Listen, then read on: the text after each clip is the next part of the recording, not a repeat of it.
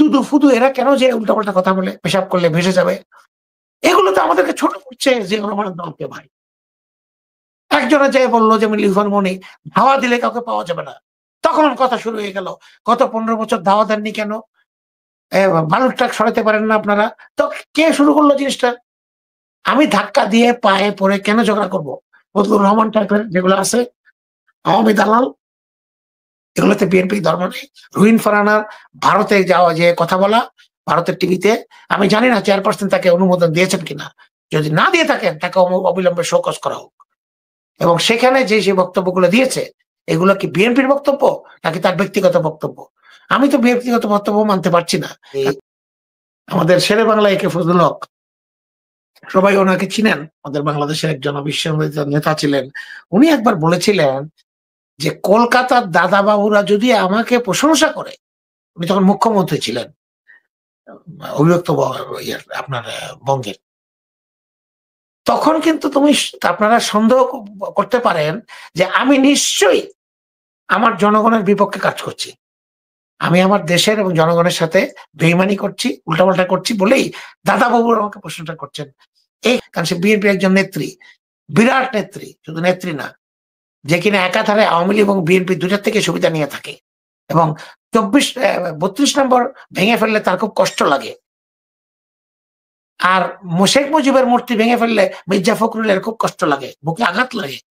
উনি ওনার নেতা ছিলেন, বললেন না উনি আমাদের তো নেতা ছিলেন, যারা কিনা আমার শহীদ রাষ্ট্রপতি জিয়া রহমানকে মুক্তিযুদ্ধ স্বীকার করে না,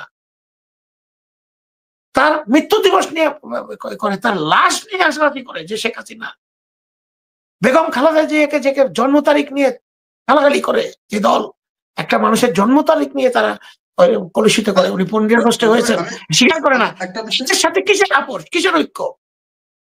চাই নাই ঐক্য, চাই নাই আপোষ।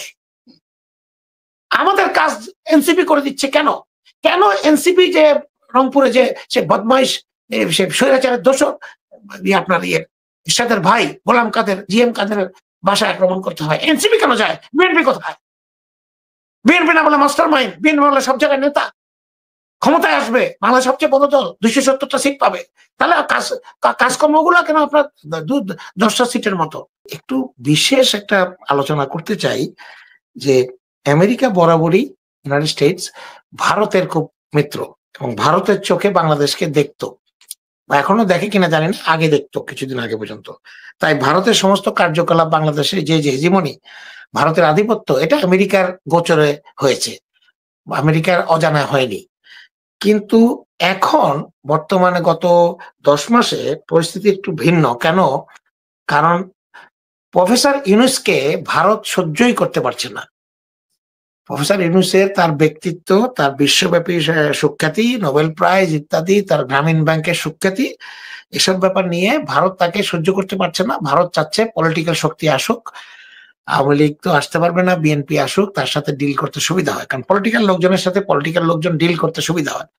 মিথ্যা কথাটা উল্টা সিধা বলা যায়। প্রফেসর ইউনূস তার পলিটিশিয়ান না, উনি তো সোজা সরল কথাবার্তা বলবে, আমরা যেভাবে বলি, যেটা দেখে এটাই বলবেন। তো সেই কারণে এখন আমেরিকা একটু টেকনিক্যালি, কারণ যেহেতু আমেরিকাতে প্রফেসর ইউনূস খুব জনপ্রিয় তাদের ল মেকারদের মধ্যে, তাদের সিনেট সদস্য, তাদের বিভিন্ন বড় বড় প্রশাসনের লোক, তারা প্রফেসর ইউনূসকে পছন্দ করে, তাকে সমর্থন করতে চায়। এই কারণে ভারতের সাথে এই ব্যাপারটা নিয়ে একটু বেকায়দা অবস্থা বোধহয় আছে বলে আমার মনে হয়, কারণ ভারত তো চাচ্ছে না প্রফেসর ইউনূস থাকুক। দেখেন, এই প্রসঙ্গে আমি আমাদের শেরে বাংলা একে ফজলুল হক, সবাই ওনাকে চিনেন, আমাদের বাংলাদেশের একজন অবিস্মরণীয় নেতা ছিলেন। উনি একবার বলেছিলেন যে কলকাতার দাদা বাবুরা যদি আমাকে প্রশংসা করে, উনি তখন মুখ্যমন্ত্রী ছিলেন অবিভক্ত আপনার বঙ্গের, তখন কিন্তু আপনারা সন্দেহ করতে পারেন যে আমি নিশ্চয়ই আমার জনগণের বিপক্ষে কাজ করছি। আমি আমার দেশের এবং জনগণের সাথে বেইমানি করছি, উল্টাপাল্টা করছি বলেই দাদা বাবুরা আমাকে প্রশংসা করছেন। এই একই কথা আজকে বলতে চাই যে ভারত যখন বলে যে অতি দ্রুত সময়ে নির্বাচন চাই, নির্বাচন দেখতে চাই, তখন আমাদের মনে সন্দেহ লাগে যে দ্রুত নির্বাচন হলে ভারতের কি লাভ ভাই? বাংলাদেশের জনগণের লাভ ক্ষতি, ভারতের কি লাভ? কারণ ভারত একটা পলিটিক্যাল গভর্নমেন্ট, শোনা যায় যেটা সেটাও সত্য হতে পারে। বিএনপির সাথে একটা বোঝাপড়া হয়েছে। যেহেতু ভারত বুঝে গেছে আওয়ামী লীগকে এই মুহূর্তে আর বাংলাদেশে আনা যাবে না। নামই নেওয়া যাবে না। জনগণ খুব বিক্ষুব্ধ। সেই হিসাবে বিএনপি যদি ক্ষমতায় আসে, ক্ষমতায় আসবে, আল্লাহর রহমতে যদি হয় তাহলে আসার সম্ভাবনা সবচেয়ে বেশি। তাহলে বিএনপি তাদের একটা লাইনে থাকলো। বড়, বড় গ্রস বিষয়গুলোতে, মুখ্য বিষয়গুলোতে বিএনপি একটা আন্ডারস্ট্যান্ডিং এ থাকলো ভারতের সাথে। ভারতের সাথে আমরা কোন যুদ্ধ পরিস্থিতি সৃষ্টি করব না। ভারতের কোনো কিছু ব্যান করব না। চিকেন নেক কে ক্লিয়ার রাখবো। ভারতের চ্যানেল ব্যান করব না। এটা হয়তো হতেও পারে। সেইটা বোঝাপড়া থেকেই ভারত বলছে দ্রুত নির্বাচন। আবার যখন বিএনপি বলছে দ্রুত নির্বাচন, আনফরচুনেটলি এই নির্বাচনের দাবিটা যৌক্তিক। বিএনপির দাবিটা যৌক্তিক, কারণ বিএনপি ১৫-১৬ বছর ধরে নির্বাচনের জন্য আন্দোলন করে আসছে। আনফরচুনেটলি যেহেতু ভারত বলছে, বিএনপির কথাটা ভারতের সাথে ঢুকে যাচ্ছে। আপনি একটা কথা বললেন, আমি আপনার কথা আরেক জায়গা থেকে বললাম, কিন্তু আমি আপনাকে চিনিই না। এটাও তো হতে পারে। আমরা কেন কনক্লুশন ড্র করছি যে ভারত আর বিএনপি একই সুরে কথা বলছে? না, ভারতের উদ্দেশ্য এক, বিএনপির উদ্দেশ্য আরেক। ভারত বলছে তাদের স্বার্থে, আর বিএনপি বলছে জনগণের স্বার্থে। কিন্তু প্রবলেম হচ্ছে বিএনপির যে নেতাগুলো আমি বলছি, এই যে এগুলা সবগুলো যে মানে হ্যাক হয়ে যাও নেতাগুলো, এই নেতাগুলোর কারণে কিন্তু আমাদের যৌক্তিক দাবিটা অযৌক্তিক হয়ে যাচ্ছে। এই দুদু ফুদু এরা কেন যে উল্টাপাল্টা কথা বলে, পেশাব করলে ভেসে যাবে, এগুলো তো আমাদেরকে ছোট করছে যে রহমানের দলকে। ভাই, একজনে যে বললো যে লিভার মনি ধাওয়া দিলে কাউকে পাওয়া যাবে না, তখন কথা শুরু হয়ে গেল। গত ১৫ বছর ধাওয়া দেননি কেন? বালুর ট্রাক সরাতে পারেন না আপনারা? তো কে শুরু করলো জিনিসটা? আমি ধাক্কা দিয়ে পায়ে পড়ে কেন ঝগড়া করব? আমি বড় দল, আমি জিয়াউর রহমানের দল, আমি ৩ বার রাষ্ট্র ক্ষমতায় ছিলাম। বাংলাদেশের বহুদলীয় গণতন্ত্র দিয়ে গেছেন উনি আবার। বাংলাদেশের গার্মেন্টস সেক্টর আমরা সৃষ্টি করেছি। বাংলাদেশের প্রবাসী সেক্টর আমরা সৃষ্টি করেছি। বাংলাদেশের যত কিছু উন্নয়ন, যত কিছু সংস্কার, যত কিছু ভালো বিএনপির আমলে অনেক কিছুই বিএনপির আমলে হয়েছে। তাহলে সেই বিএনপি আজকে অসহিষ্ণু আচরণ, একটা মানে খুব, খুব রেস্টলেস, চঞ্চল আচরণ কেন করছি আমরা? এই চঞ্চল আচরণটা করতে গিয়ে যারা নতুন ভোটার, যারা কোনোদিন বিএনপি শাসনামল দেখেনি, আমি আবার এই কথাটা আপনার অনুষ্ঠানে বলে গেলাম। যেই ছেলেটার বয়স আজকে ২৫ বছর বা ২২ বছর বা ২৩ বছর, সে কিন্তু বিএনপির শাসনামল কখনো দেখেনি।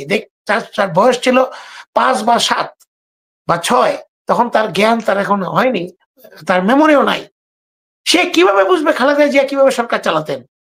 সে তো দেখেছে একমাত্র শেখ হাসিনার সরকার, নির্যাতন সরকার। সে চিন্তা করছে শেখ হাসিনার সরকার নির্যাতিত ছিল, তাদেরকে বিদায় করেছি, এখন আমরা ভালো একটা সরকার আনবো। আমরা বিএনপির নেতা কর্মীরা বলছি আমরা আমাদের বিএনপি খুব ভালো। ওরা তো জানে না, আমরা তো ওদেরকে জানাচ্ছি না, আমরা ওদেরকে দূর দূর করে দিচ্ছি। কেন এনসিপি কে আমাদের সাথে আমরা আনতে পারি না? আসেন আপনারা আমাদের সাথে জোটে ইলেকশন করেন, আমরা শিখাবো আপনাদেরকে কিভাবে ইলেকশন করতে হয়। দেন ওদেরকে ৫০টা সিট, ভাই ২০টা সিট। ১ বছর করলেন, ২২ বছরে কিভাবে সরকার চালাবে? আরে ভাই, ২২ বছরের, ২০ বছরের, ১৫ বছরের ছেলেরা তো ভাই সরকার চালানোর জন্য আন্দোলন করেনি। তারা হাসিনাকে বিতাড়ন করেছে, আমাদেরকে দেশে যাওয়ার সুযোগ দিয়েছে, আমাদেরকে বাংলাদেশকে ফিরে পেতে সাহায্য করেছে। তাদেরকে তাচ্ছিল্য কেন করছি আমরা? কোন ২২ বছরের ছেলে বলেছে এসে ভাই আমাকে আপনি মিনিস্টার বানান? এটা তো ব্যবস্থার পরিপ্রেক্ষিতে ছাত্র প্রতিনিধিদেরকে কয়েকজনকে উপদেষ্টা অস্থায়ী দেওয়া হয়েছিল। এর মধ্যে বোধহয় ২ জন অলরেডি চলে গেছে আর ২ জন আছে। আর প্রথম কথা, আমাদেরকে কাউকে অপমানজনক কথাবার্তা বলা উচিত না।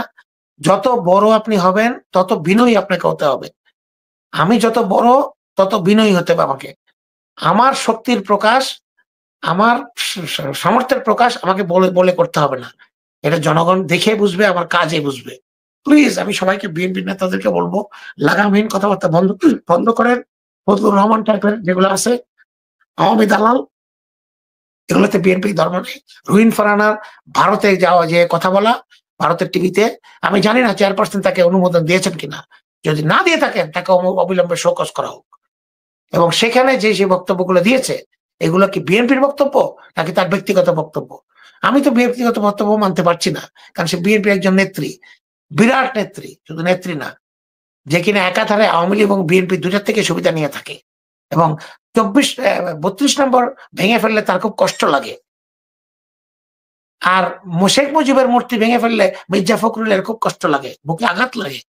উনি ওনার নেতা ছিলেন, বললেন না, উনি আমাদের তো নেতা ছিলেন, যারা কিনা আমার শহীদ রাষ্ট্রপতি জিয়া রহমানকে মুক্তিযুদ্ধ স্বীকার করে না, তার মৃত্যু দিবস নিয়ে করে, তার লাশ নিয়ে হাসাহাসি করে যে শেখ হাসিনা, বেগম খালেদা জিয়াকে যে জন্ম তারিখ নিয়ে গালাগালি করে যে দল, একটা মানুষের জন্ম তারিখ নিয়ে তারা কলুষিত করে। উনি 15 আগস্টে হয়েছেন স্বীকার করে না। এর সাথে কিসের আপোষ, কিসের ঐক্য? চাই নাই ঐক্য, চাই নাই আপোষ। আমাদের কাজ এনসিপি করে দিচ্ছে কেন?